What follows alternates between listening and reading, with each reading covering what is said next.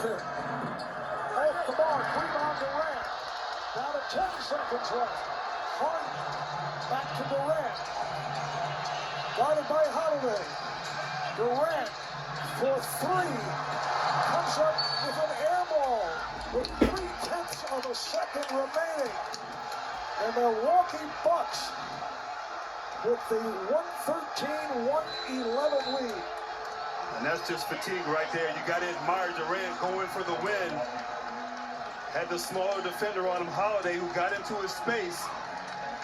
Durant asked to do so much, as you said, Marv. 53 minutes, 48 points. Coming up with just a little short here down the stretch.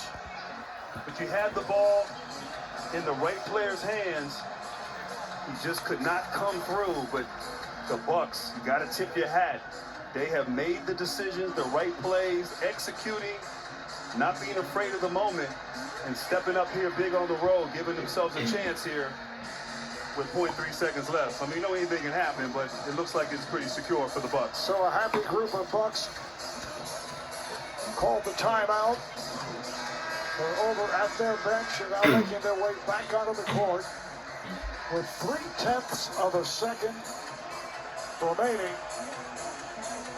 And the Bucks looking to advance to the Eastern Conference Finals.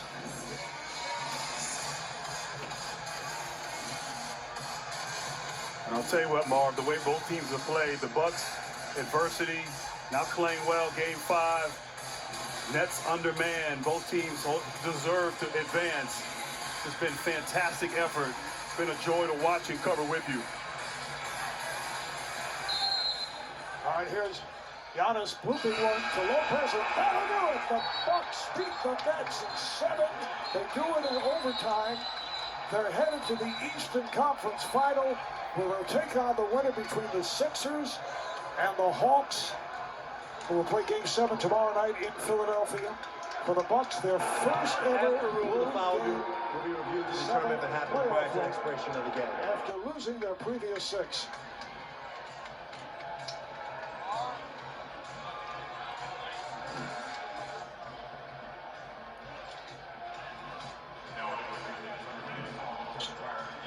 Oh, apparently they called a foul. That was the announcement on the public address, although players are congratulating each other. The question was the foul called before the buzzer sounded? Yeah, it looked like the foul might have been called, or at least the foul occurred before even Lopez had the ball in his Instant replay possession. has confirmed that the foul occurred after the release, but prior to Lopez touching it. Foul was correctly assessed. 0.3 on the game clock. The shoot penalty for 2 shots. Well, I was wrong again.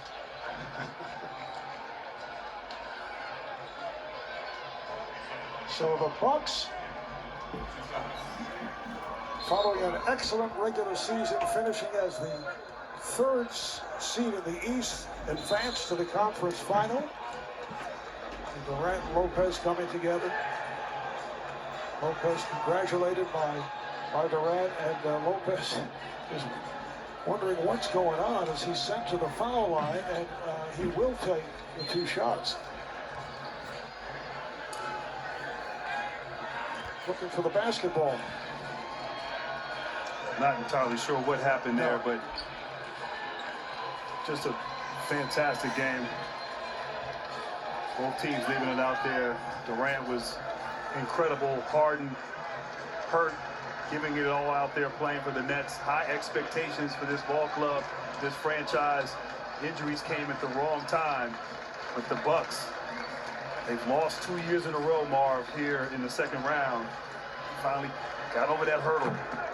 So the foul occurred before the buzzer sounded, but before the ball was actually thrown in, because they put 0.3 back on the clock, so we got the 2 shots from Lopez. I guess I was right. And now Joe Harris just flips it over to Jeff Green. Now that does it. The Bucks with the 115-111 victory over the Brooklyn Nets. And for the Nets, a season which saw them finish 48-24, second seed behind the Sixers, but an injury-hit season with the big three all going out at different times. Kyrie Irving obviously not available for these few playoff games in this series against Milwaukee, and James Harden had his run of injuries, as did Kevin Durant. And it comes down to an overtime loss to the Bucks. Milwaukee had never won a Game 7 on the road. And they win it here tonight, 115-111.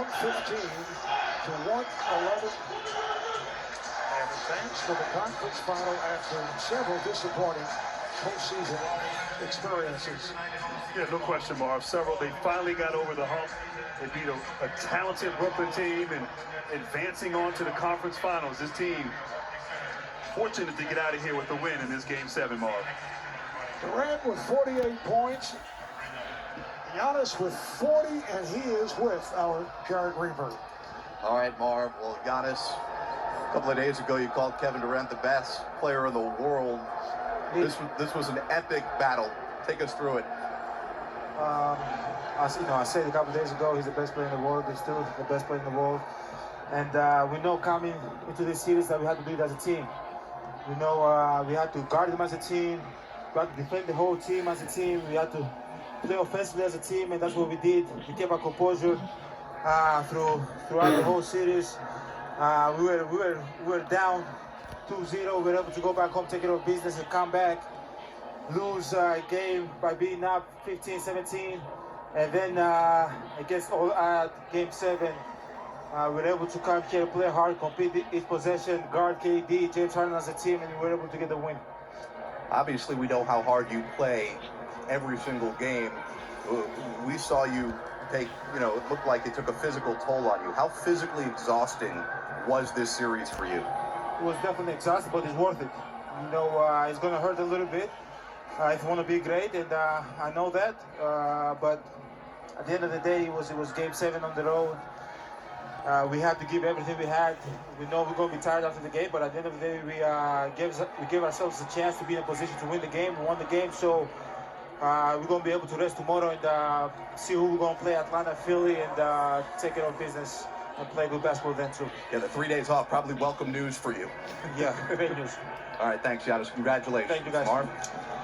All right, Jared, and Giannis one shy of his playoff career high with 40 and hit his free throws after getting off to the slow start and finished 8 of 14 at the line.